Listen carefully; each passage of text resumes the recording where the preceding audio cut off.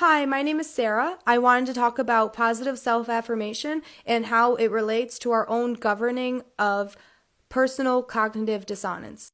So, I know that was a really long sentence, but I can help break it down for you. Positive self-affirmation is something that I'm sure most of you have heard of before. Most of you would know positive self-affirmation as looking in the mirror or saying out loud something about yourself that is nice, positive, and influentially beneficial to you. And while this is a really great way to get yourself started and juiced up and rejuvenated for the day, self-affirmation can actually be theorized on a larger scale. For example, positive self-affirmation doesn't have to be something that's so simplistic. It can actually be utilized in a couple different ways that might further help our own governing of cognitive dissonance. So, for example, if you're a teacher, you could sit down with your students and have everybody write something down that interests them, whether it be something about themselves, something about nature or the world.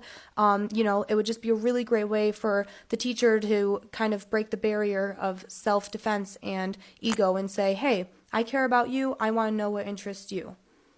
So therefore, this reinforces that security and that feeling of confidence. Granted, the student does the assignment and actually talks about something that they like. So as far as cognitive dissonance goes, it's almost like when we are contradicting ourselves. It can be something as little as saying, I can't do well on this exam, even though we know that we've been studying all week. Or it can be something that's super detrimental. A lot of us experience it if you've ever had feelings of anxiety and you kind of feel like your world's coming and crumbling down around you and it's really hard to rationalize things.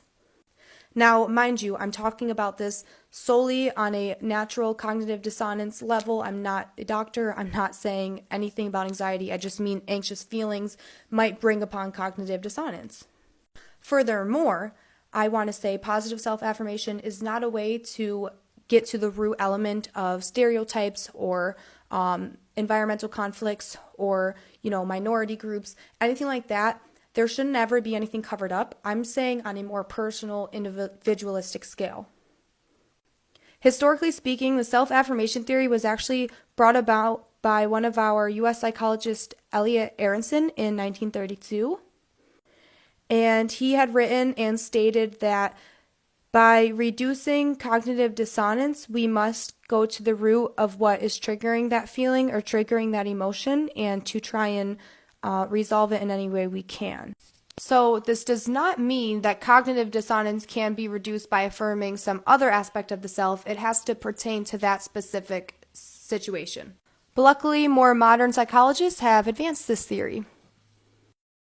So I wanted to backtrack a little bit as far as my example goes for a teacher having students write down things that they enjoy.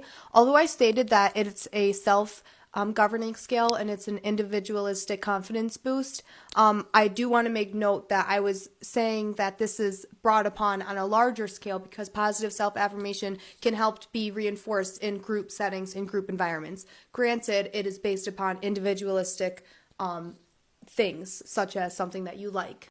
So, fast forwarding, as far as new research on self-affirmation and theorizing how it might help aiding our cognitive dissonance, I would say that the reason it's so important to self-affirm certain things is because if we break down the way that we perceive the world and if we break down the way we react to situations, you will actually see that a lot of it has to do with our own self-worth and our own self-integrity.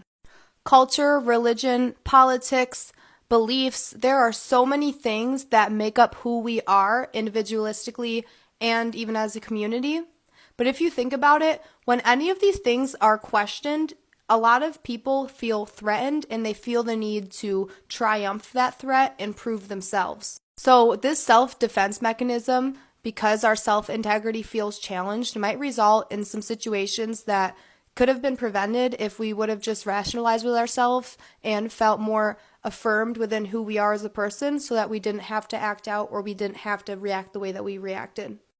Let me just be clear that if a nasty comment is made about you or your beliefs, it's not that I'm telling you to say, oh, that's okay, I'm confident in what I believe in. That doesn't make the situation okay. What I'm saying is your reaction to that might be aided in having security in your own self-government and your own self-worth through affirmation versus feeling like you have to stick up and defend yourself on a standpoint that is cognitively distorted. Sometimes people say things that are so upsetting and so nasty that we wish we could react in a certain way, but through rationalization and holding our ground and knowing who we are inside, and we can say out loud, this is what I believe in, this is what I stand for, you will not, bring me down. That is such a great way for our own positive mindfulness, our own positive reinforcement. So therefore, positive self-affirmation really does help aid us when it comes to cognitive dissonance. Thank you so much for listening, and I hope that you guys know your self-worth. I hope you guys are concrete in who you really are, and keep up the hard work every day. Bye, guys.